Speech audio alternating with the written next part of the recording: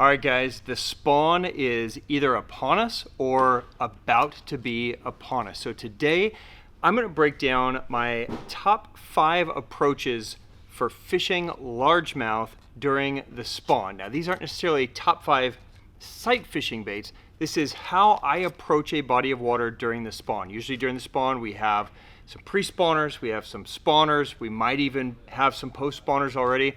So this is kind of my approach to breaking down a body of water this time of the year. When are we throwing reaction, when are we sight fishing, so on and so forth. So if you would like to dive into what's going on up in this nutty head, let's go. Welcome to the Hookup Tackle. The Hookup Tackle is the world's largest showcase of Megabass products, featuring baits and colors not found at any other dealer. The Hookup also offers a wide display of OSP, Evergreen, Depths, Lucky Craft, Jackall, and many more.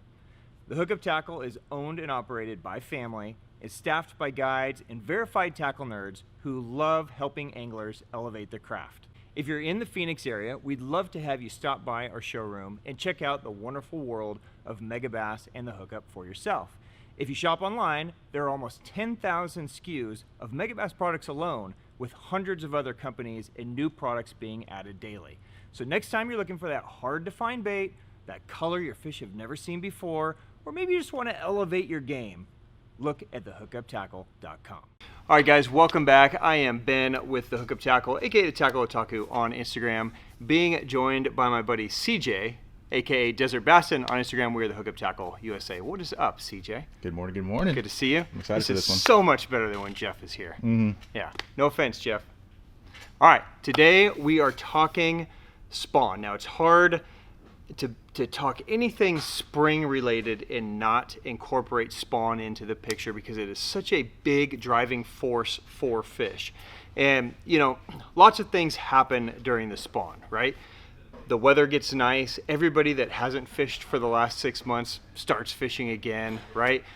If you're fortunate enough to live in an area where the water's clear, you can see fish and you can sight fish them. And all of a sudden, you don't have to be the best angler because, oh, there's one, right? And it's stuck having to stay there to guard its little home, right? So there's so many different variables going on. But this is also one of the best times of the year, I would say, to be really diverse in your offerings. It's a great time of the year to catch some giants as they're moving up and moving out of spawn. And it could also be the time of the year where you could just absolutely mop them. I mean, if we're going to have a 50 to 100 fish day, this is generally the time of the year that this happens. So today we're going to kind of talk about my approach. This is what I'm going to be doing over the next couple of months, right? During the time of the year that spawn is the main focus. And what happens is, you know, depending on where you are in the country, certain full moons will dictate when those fish move up to spawn and when spawn becomes, you know, predominant driving force in those fish's lives. If you guys live in the South and in Florida, you know, or maybe like on the Texas-Mexico border, a lot of this might have already happened, right? So you typically, like in the South, those fish will start spawning early in late December, early January into February, right? As you start transitioning up, like we're kind of West Coast, so our big spawns start happening, you know, March, April. A lot of you guys that are higher up, you might still be under ice by the time you see this, right? So your spawn might not be happening still for another month or even 2 months. You might be even into May or June before this happens. So we're going to do a 2-part video of this. We're going to break it down, my approach to largemouth, and then we're going to do another video approach to smallmouth. Because I know a lot of you guys live in places, maybe in the Great Lakes, and those are going to behave completely different, and those fish behave completely different than, say, a largemouth that's in a shallow, weedy, grassy type environment, right? So let's jump into largemouth and our approach and where we start and how we do this. So, you know, typically what's happening is this time of the year, the water is warming, right? The full moon is basically the fish's calendar, and that's going to tell them and dictate when they should move up, when they make their nest, when they move up and spawn. It's also pulling other species up, right? So the largemouth are definitely getting pulled up, but so is the bait, so is the carp, so are the bluegills. So all these things are moving up. While those fish are shallow, different things are starting to happen. Shad will start moving up and they'll start to spawn. Carp will get up in the shallows, they'll start to spawn. Bluegills will get up, they'll make nests. So there's so many different things happening, and the shallow part of the water column just becomes alive, right?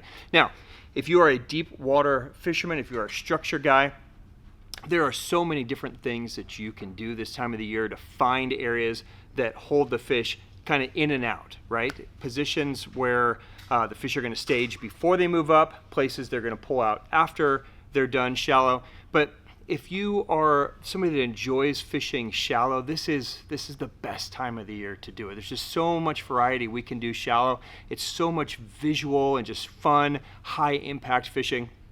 So that's kind of how I approach it. So every day, let's assume that we're starting in the morning, CJ, right? We're there at sunrise, and we're going to tackle the day, right?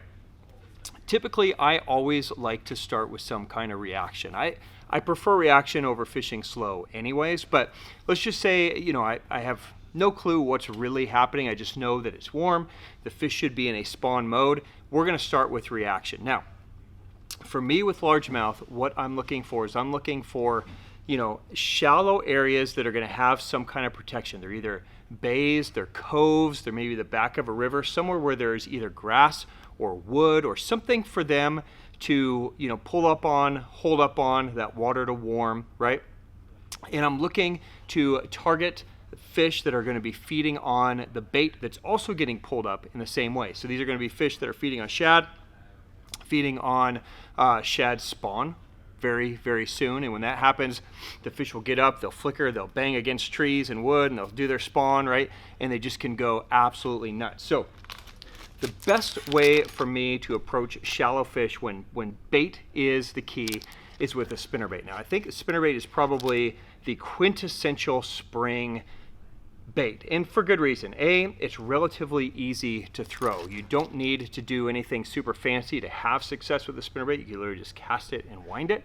It's relatively snagless, so you can fish it around wood, you can fish it around weeds, not have to worry about snagging and losing a bunch of baits.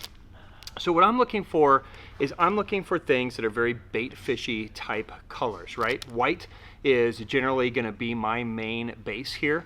I might mix in like something like this, you know, High Pitcher Max has some painted blades in there. It just gives me a little bit more volume that I will mix in if the water's got a little bit more stain to it. If the water's really clear, then I would just go with more natural colors, just a straight silver or silver gold combination, something like that. But a spinnerbait is just an awesome way to cover a lot of ground. I can fish very quick. I can fish shallow. I can fish it down deep. I can throw it over trees and I can let it fall down trees. I can just do so much stuff with this and cover a lot of water to find areas where the bass are really concentrated and focused and try to get a good sense of what's happening. I like to throw 5/8 ounce. That's kind of my go-to size because it lets me fish very quick. If I want to fish real shallow, it lets me fish it very fast. If I feel like they're maybe closer to the bottom, it also lets me get it down to the bottom and fish it relatively slow and keep it down there without it lifting. Now, if you know that those fish are in 2 feet of water, then maybe I'll go to a 3/8 ounce, right? Because I don't need that extra weight. But while I'm trying to figure it out, this is a great one that lets me fish anywhere from the bank down to effectively like 10, 12 feet. I could cover that whole area and really pick it apart. Now, another thing that I use maybe even more than a spinnerbait, especially when I know that they're there. If I'm not sure where they are, spinnerbait's the #1 thing to do. But when I know they're there and I know that they're feeding on bait, I consider this a spinnerbait. Okay, so this is obviously a version of the A-Rig. This is the Hog Farmer Mop Rig Deuce. Okay, now this is the time of the year that this thing is glued onto my rod and it never comes off. Now what the Mop Rig Deuce is it's a 2-arm A-Rig. Okay, so you're only gonna have 2 baits on here, and then you have 5 arms up here with just blades. Now, between now and post-spawn, this thing is absolutely deadly for multiple reasons. First, when this thing comes through the water, all these blades are basically just looking like a school of bait. So if it's during shad spawn and there's a bunch of shad, it's looking like a bunch of shad moving. When the fish are done spawning and you start to get all that fry around the trees, right? Remember, you've got carp catfish, bluegill, bass, shad. You have all these things that are going to be spawning during the spring. All those fries get in little pods and little schools, and they could be micro size, really hard to imitate that size. All of a sudden you've got this thing with all these small little tiny blades coming through, and it looks like a little pod of fry coming through with just a couple targets down here. It's easy for them to, okay, I'm going to get that, right? So it's a very instinctive thing. This probably only weighs, I've never actually weighed it. What would you say? I would say maybe 1.5 ounces. Somewhere between 1 ounce and 1.5 ounces would be my guess. You think I'm close? Yeah, I think we're in the same ballpark there. About 1.5 ounces? Yeah. I think about 1.5 ounces is safe. Now I've got 1/4 ounce heads on here. You could go 3/16 ounce heads. You could even go 1/8 ounce heads. I like 1/4 because I can kind of fish it relatively quick. I've got 4-inch OSP Dolive Shads, which is usually my main bait this time of the year. Of course, you could put a Spark Shad on there. You could put a K-Tech. Anything in that 3/8 to 4/3 type size is usually perfect. You can go bigger if your fish are feeding on bigger things. I mean, no reason not to go to a 5/8 or a 5-inch size swim bait. I just find that the 4-inch is like the perfect size, because really what's attracting them are these things, right? This is the key to this rig, are all these little blades. This is just giving them a target, right? So this is what they're saying, and then all of a sudden they're like, oh, well, there's that white thing, I'm gonna eat it, right? And it's an instinct thing that gets them. But the reason I like this is because I can fish it like a spinnerbait. I can put it on a shorter rod. I can just kind of toss it around the trees and fish it down the lanes. I can bump a tree. I fish it exactly the same way I do with this. I'm just giving them a little bit different look. So sometimes, you go to a lake, and getting back to what we talked about in the beginning, 9 million people start fishing that haven't been fishing for 6 months, right? So a lot of times you look down the shore and there's 42 people in front of you throwing a spinnerbait. You're like, oh my God, how am I gonna make this different?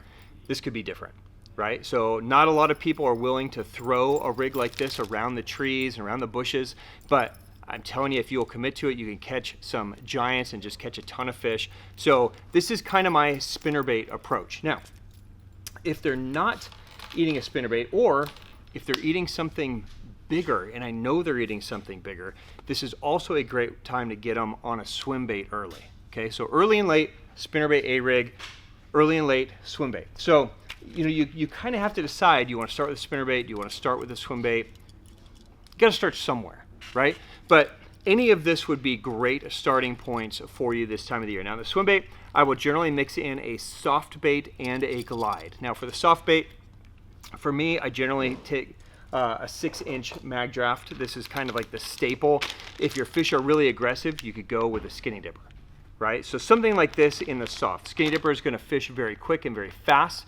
The Magdraft will let you fish a little bit slower. So you're going to have to kind of gauge the juice of the fish, I guess, right? If they're super amped, then the dipper absolutely smokes them. If they're not, they're still kind of chill. Maybe it's early, the water temp's cold, then the Magdraft is a great way to go.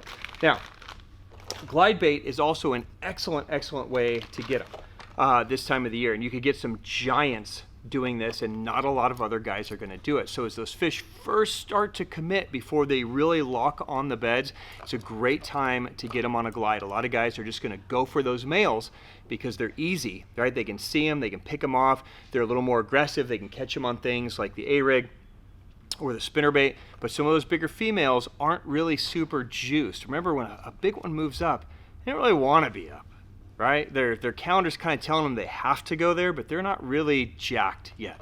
So a glide bait's a great way to get them because it allows just a bigger profile thing that might be just a little easier target for them to fatten up and feed up until they move up. So these are two of my favorites, the Slide Sommer 175, the Bait Sandy Explorer Gill. I like a sinking version this time of the year because it lets me fish it a little bit quicker. Lets me just kind of cover it and be a little bit more erratic with it, have a faster action. Now, this is also a great time of the year if you choose more the right bait, like a bluegill type bait, that you don't necessarily have to have your timing perfect, right? So sometimes the bass want a bait that has, this really big glide to it. And other times they just want you to throw it and wind the stupid thing. And I kind of learned this in a funny way. I was fishing with my friend Cody Meyer up in Northern California years ago, and the depths bluegill baits, all the bull shooters and all that kind of stuff started to come out. And I took them there, and we were fishing this lake. They're just choking bluegills, right? And I'm throwing this, and I'm doing all this fancy glide. My glides are doing all this great stuff, right? And the fish would just follow it, and I could never really get them to attack it, right? For like hours, he let me struggle while he's up there just kind of jacking him on shit, right? Finally looks back and goes, dude, why don't you just throw it and wind it? I go, well, I'm supposed to glide it. He goes, dude, trust me, just throw it and just wind it. So I just started throwing it and winding it, and instead of them having these big glides, it just kind of did this like kind of lazy S thing, and they just started smoking it. So don't be afraid to do less with your bait. There are times when you want the bait to do more and you need to impart action in it and get that bait to really kick.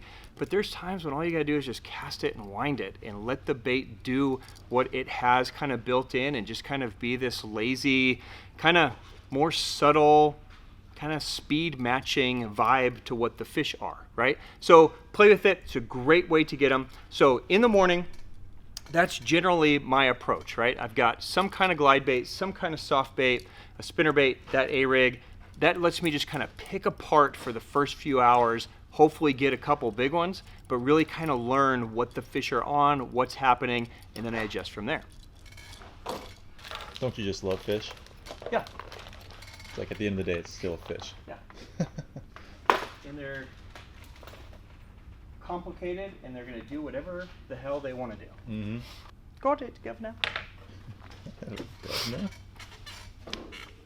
All right, now, as the sun comes up, right, and this is really critical when the shad spawn starts. So if you guys are out early and you're seeing shad spawn or bait spawn, or even if you're not seeing necessarily a full-blown spawn, but you're seeing bass popping bait in little pods or whatever, so you know there's activity on bait fish, right? And then that sun comes up and it kind of just pushes down.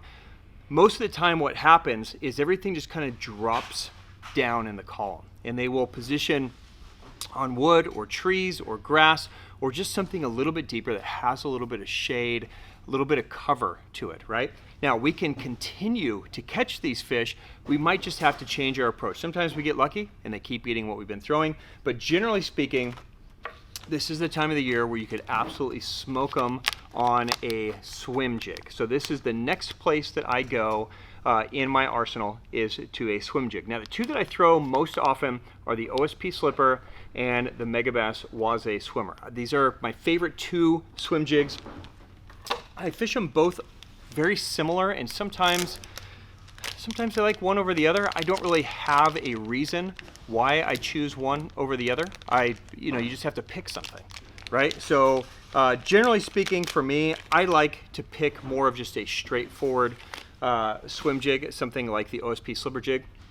Just because I've thrown this for so long, I have a lot of confidence in it. Now, whatever swim jig you guys like is fine. I like this one because it's compact. This stupid thing off of it. Those are the worst. Oh, most of the time they just twist off, but this one's gonna be a bitch. I'm gonna call this one Ethan. It's being a little bitch. That's fitting. Yeah. No offense. Got to get the Ethan off the hook. No offense, Ethan. What are we getting on? Don't worry about it. Okay, so usually I pair my OSP Slipper with a OSP Dolive Shad. This is a great combination. You can put whatever trailer on there you like. If you like the K-Tech, if you like a Spark Shad, whatever you like. I just have so much confidence in this. So again, I'm gonna go with shaddy type colors, usually white on white or some kind of shad on like a neon wakasagi or electric shad is typically best for me. You guys might live in places where, they want chartreuse or green pumpkin, right? Maybe there are no shad. Maybe it's more bluegill related, so you're gonna go with more of a green pumpkin color. It doesn't really matter. All we're trying to do is just match the hatch here. So by going to a swim jig, what this allows me to do is it takes a little bit of the chaos away that I would have in a spinnerbait. Spinnerbait's gonna have flash, gonna have vibrations, gonna have a lot of sound going to it. Swim jig's gonna be very quiet, right? So it's gonna just be very subtle. It's gonna have this nice little bait fish look. It's gonna have a nice little bait fish kick. It's gonna basically let me present one shad to them and let me put it wherever I want. I can throw it out and I can fish it very quick just under the surface. make it look like a shad just kind of skimming away. But really what it lets me do is it lets me get in an area where there's a bunch of trees, a bunch of wood, a bunch of grass, and it lets me kind of let it fall down a tree. I can kind of pull it up and over the limb and let it kind of, you know, swim down at the base of the tree, let it get down to some of the deeper water where I know all that bait and those bass kind of pulled down, right? So this is a deadly, deadly way. I'll show you guys the Uoze as well. The Uoze is basically just going to add a underspin element to it. So it's going to give you just a little bit of flash. Now I like 3/8 is kind of the magic number for me. So, and this is assuming that I'm going to be fishing relatively shallow. I get a lot of control with 3/8. So the Uoze, I'll throw either with a 4-inch spark shad or a 4.2 Hazadong. I just mix and match, right? Again, whatever you like, whatever paddle tail you like is great. But this just gives me a slightly different look than what that slipper jig is going to give, because it's going to give me a little bit of flash back there as well. So it just mixes it up just slightly, because I'm going to get that little bit of an underspin down there flashing as well. So now I've got a bait and a little flash. I usually like to trim this just a touch, just to give me a little shorter profile, but that's it. That's a great 1-2 approach. Generally I'll just pick one and try it and give it a stab, and if I feel like I need something different, then I'll switch to the other. But this is just a great way to extend that bait fish bite this time of the year out, is a swim jig with a swim bait trailer. Okay, now another option, if you live in a place where they eat this, this can be the deadliest time of the year to get them. And this is a great one when those fish move up into super, super skinny water. Now, the swim jig is a great one when they move up shallow, but shallow might be 8 foot or 6 foot, right? So it's still pretty shallow, but there's still enough depth to where they could actually sit down in some weeds or on a tree or on a stump or on the edge of a dock, for instance, right? But if you are fishing a place where, you know, shallow is 1 foot or 2 foot, like super, super skinny water, then the swim jig, you're gonna have to fish a little different. You have to fish a little faster, you're gonna have it move a little bit quicker. And this next bait is an approach that I prefer because it lets me fish it much slower and it lets it hang in their face a little bit longer. And that is a frog. Now, I absolutely love the frog during spawn. It's probably my favorite time of the year to throw it. A lot of guys wait to throw the frog until summer, until they really get buried into cover and they really get juiced and active. But during spawn, this can be a great one to throw because when those fish move super, super skinny, this allows me to make some casts that maybe I'm a little too scared to make with normal baits, right? I mean, I can skip this thing way back underneath stuff or pitch it way back there, or just fire it in there. And worst thing that happens, it snags, and typically I'm using a heavy enough rod, braid, hooks that it can come out, right? So frog is always tied on this time of the year. This is going to be something I'm going to throw when that water is kind of like 4 foot or shallower for me, right? So I know those fish are still back in there. I know they're tucked up in those trees, and they might even be sitting on beds. I can't necessarily see them, right? Because either the water's muddy or it's super skinny, so I'm not really going over the top. And a frog allows me to put it on top of them. It lets me move it, lets me twitch it, lets me get some life into it, but then it also lets me pause and lets those skirt legs just kind of sink down, right? And kind of drive them nuts. And then I can kind of twitch it and give it a pause, and then everything just kind of moves down again, and then twitch it, and then everything moves down again. And remember, if the water's only 2 feet deep, right, and that fish is sitting here, this thing is literally right there, just quivering on its head, and they're not used to seeing stuff back where I'm going to put this, right? So you could definitely throw a frog in open water. You could throw it over, you know, open grass and that kind of stuff. But really what I'm looking for is I'm looking for a bait that I can put way back into cover with. There's tully berms, you know, a bunch of trees or big stumps. I could really put it back in there.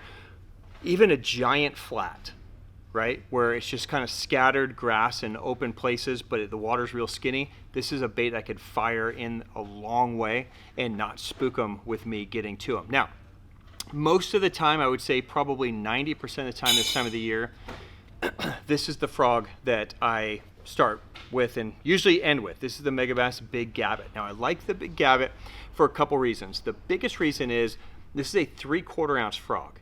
So I can cast this thing a freaking mile, right? So if I need to reach something way out there without getting my boat like kicking up the silt, I can do it. I can also make some super accurate skips and casts with this thing in tight quarters. I can push it way back in there farther than I can a traditional 3/8 or 1/2 ounce frog. Now, a lot of you guys might be expert skippers, right? You might be experts at putting stuff way back in there. Then use whatever frog you want. But if you're like me and you don't get a chance to skip 365 days a year, we get these small little windows where they actually tuck up way into thick stuff. This just makes my life easy, right? I backlash less, it actually goes where I want it to because of that little added weight, and it's not that big, right? Remember, if those fish are sitting there, the size really isn't that big of a deal. If this thing is 1/2 inch smaller or 1/2 inch bigger, they don't care, right? It's about the presentation, getting it back in there. Color-wise, for me, it's always simple. It's almost always white or black, and then I'll mix in a bluegill, right? Those are kind of the 3 main colors. And I'll just base it on what I believe is happening forage-wise. If they're eating a lot of shad, it's almost always white. If I know there's bluegills in the area, I'll throw a bluegill. If I don't know what the hell's going on, it's hard to beat a black frog, right? So it's just a great option. It's got a great silhouette. It's dark. It's just something, a presence. So any of those could be great options. Now, if I know they're eating a frog, and say I'm fishing the area for a couple weeks and I've been jacking them a frog, and all of a sudden one day they kind of lay off it, then I might downsize and go to something like the Jackall Cara frog. We talk about the Cara a lot because it's a really small bodied frog. Still get a 1/2 ounce frog, so it's still castable, you can still put it back in there, but it's a much smaller profile, as you can see, than the Big Gabot is. So sometimes by just dropping your profile a little bit, it extends the life of your bite a little bit more and lets you get a few more bites. So this is always in my boat and it's ready to go. Hopefully I don't need it. I want to stay on this guy, but should I need it, it's good to have that smaller profile. All right, and then from there, it really comes down to starting to pick things apart now. So you're either going to be picking cover apart or it's going to be sight fishing and bed fishing. So depending on the water clarity of where you are, if you guys are fishing a really clear lake where you can sight fish and you can see those fish moving in, this is generally where I would switch to bed fish and I would do some sight fishing, right?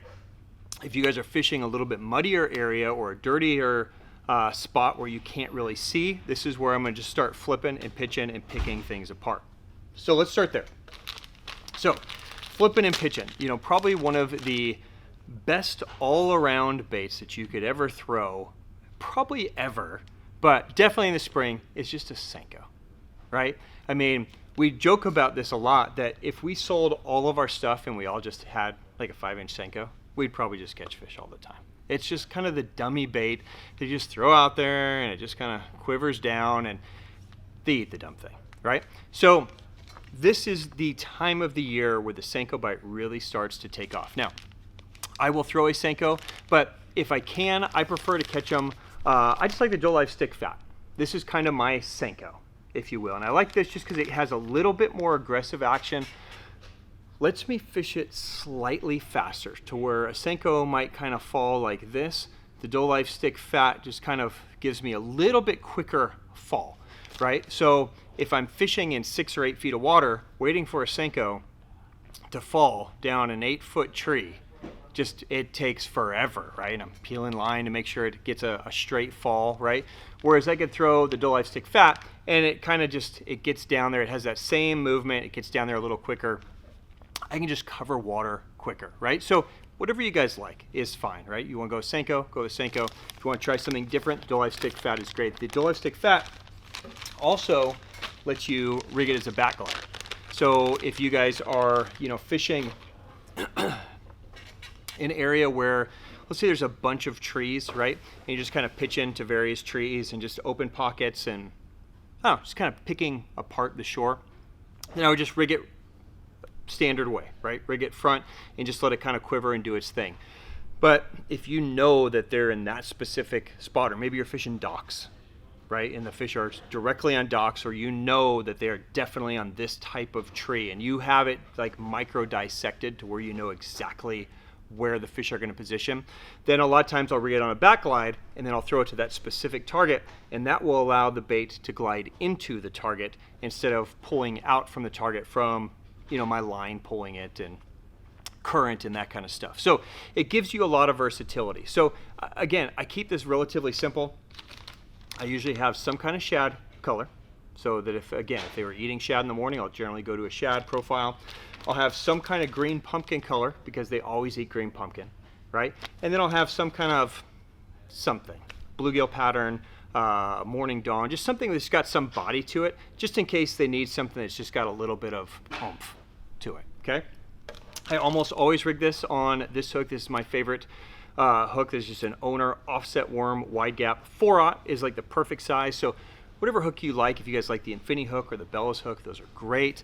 I like this one. It's a little bit heavier gauge wire. So again, it just helps me pull this bait down a little bit quicker, because if I'm fishing in the shallow water, I'm generally fishing 20 or 22 pound fluoro, right? So the line's got a big diameter. That bait's got to kind of pull against that line. Having that little bit thicker hook is nice on there. It just helps give me a little bit more oomph. Now, if I want the bait to actually just get down there and I don't want to have it like slow fall, then this is when I'll just flip and pitch, right? And this time of the year, early on, it's really hard to beat a sweet beaver. Sirac Innovations Sweet Beaver.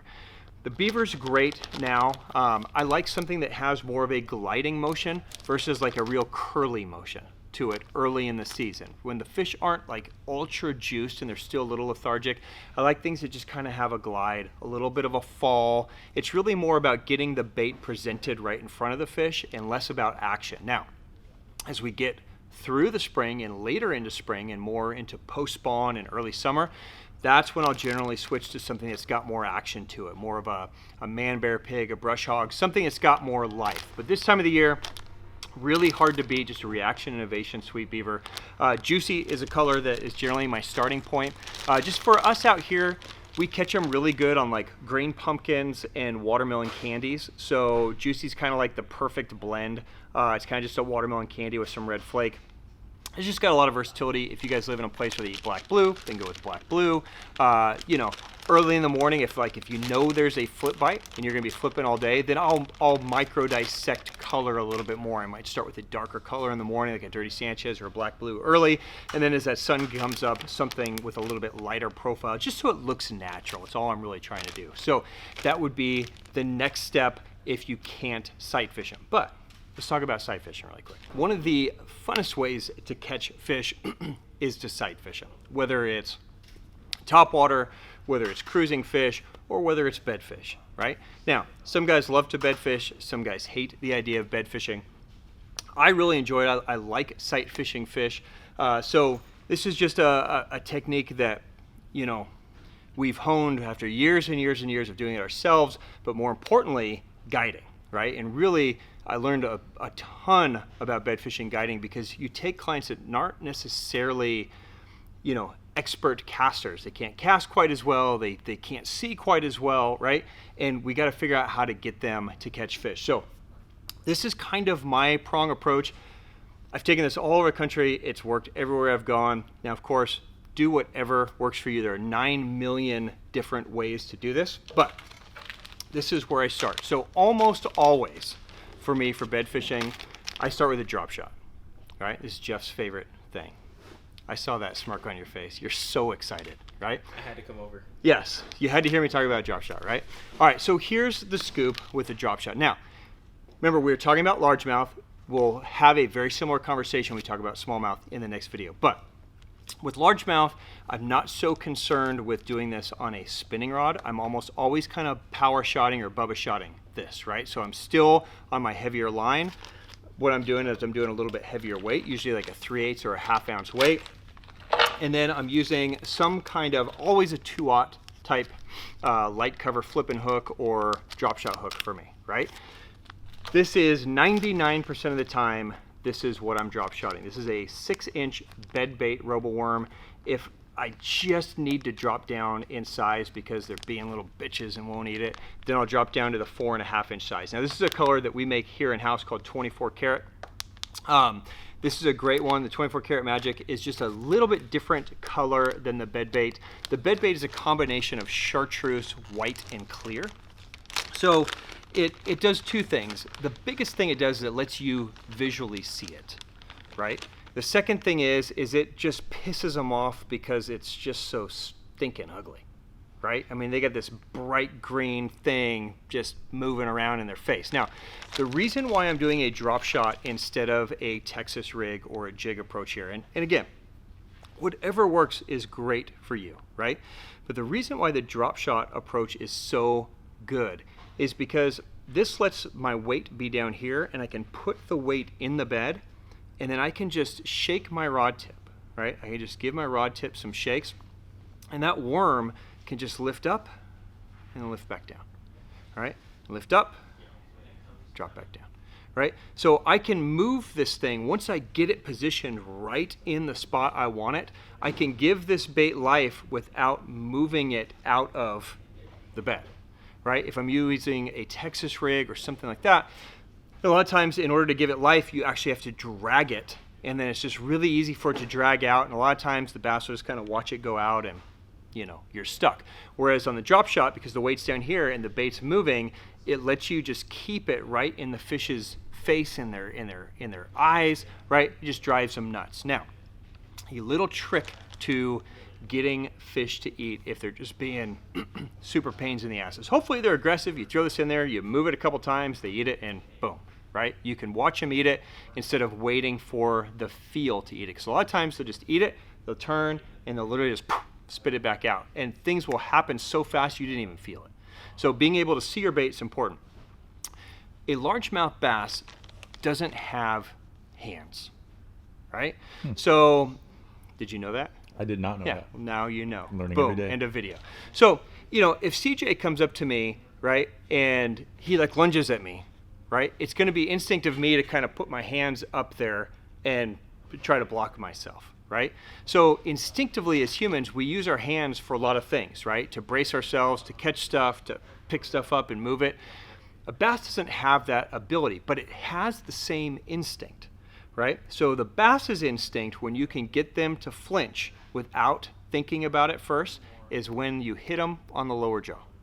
So anytime you hit a fish on the lower jaw, they are going to instinctively put it in their mouth and then figure out what to do with it.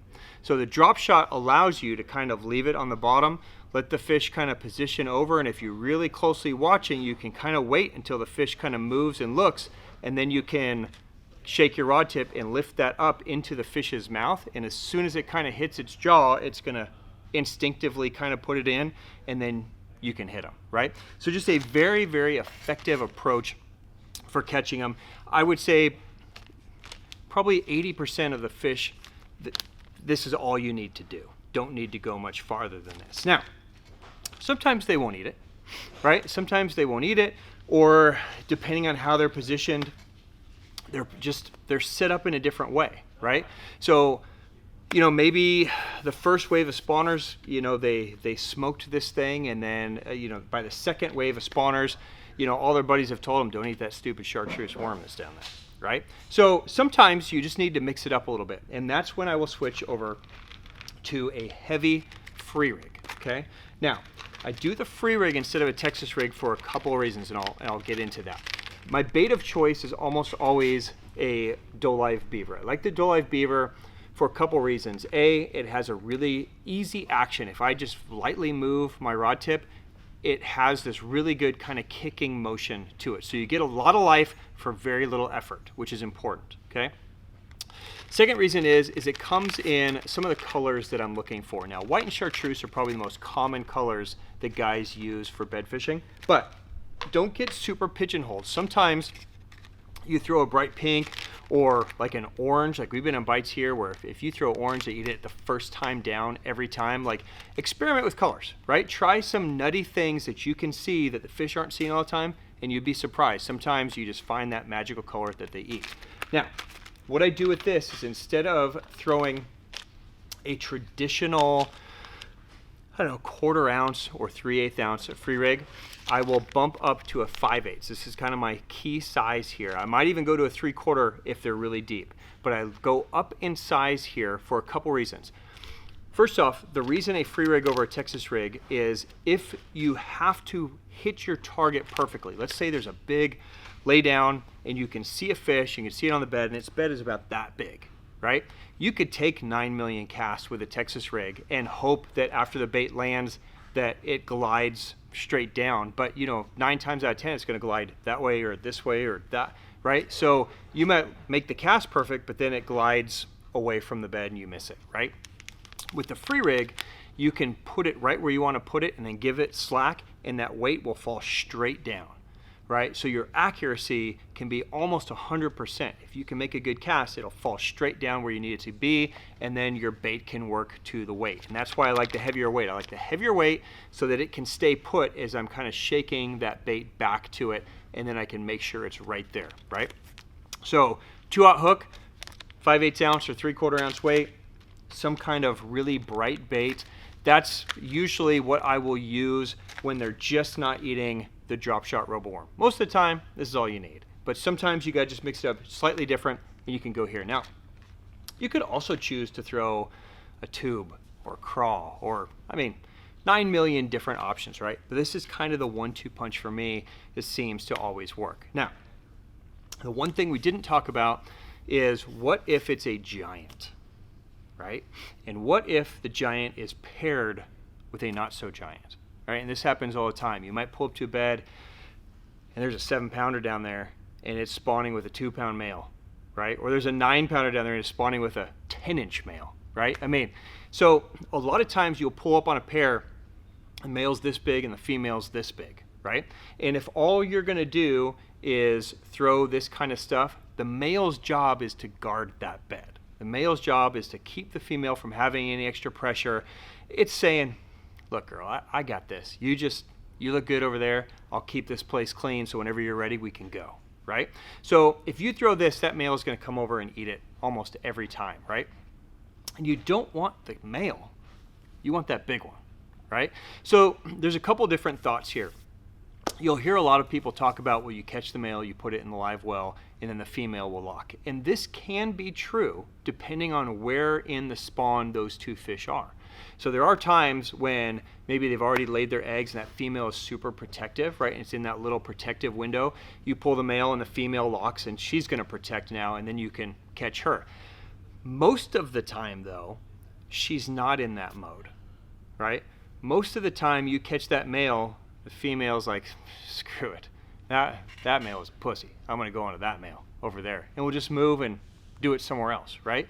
So to avoid that, what we typically do is we throw something really big. Now, we talked about swim baits earlier. This is the 8-inch Magdraft, okay? So there's 2 colors that are key for me, albino pearl shad and chartreuse back. Now, I don't throw this rigged like this. I cut that harness out. You could just take a razor blade. We've made videos about this in the past. If you guys want to see how to do this, you can go back through and you can see exactly how we harness this. But it takes about maybe a minute, 30 seconds to 60 seconds to lightly cut with a razor blade. You pull that harness out and then you get basically a weedless Magdraft, right? That I can now put a 12-aught hook in and I can fish this on the bottom. So I will throw a big swim bait in place of these smaller things anytime there's a big one up, okay? And what that does is this bait now is so big that it gets down there that little male has no chance of moving this thing, right? It will swim around and it will drive him nuts, and he will look at it and he might even grab the tail and try to do something, but you're just gonna pull it back in there and you're just gonna keep putting it in and putting it in and putting it in. And finally, the hope is that female can't take it anymore and just says, dude, whatever. Goes over and gets it to move it out of the bed and spit it. That's your little window to hit her, okay? So I would say probably 9 times out of 10 when they're paired, if I start with a big bait, now it could also be a giant tube. A lot of you guys have like 10, 12-inch tubes. You could use a 316 mission fish, a lot of options here. I like the Magdraft just because, again, sometimes they want something white, sometimes they want something chartreuse.